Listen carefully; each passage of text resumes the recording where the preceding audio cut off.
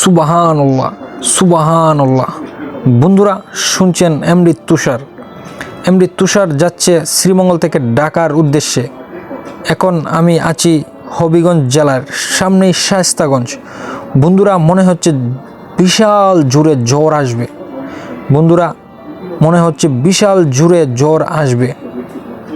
আসুক না ঝড়, লুটিয়ে দিক এদেশের দুর্নীতিবাজদের। হে আল্লাহ, তুমি মহান, তুমি লুটিয়ে দাও এদেশের দুর্নীতিবাজদের। বন্ধুরা পৃথিবী কি অসুন্দর?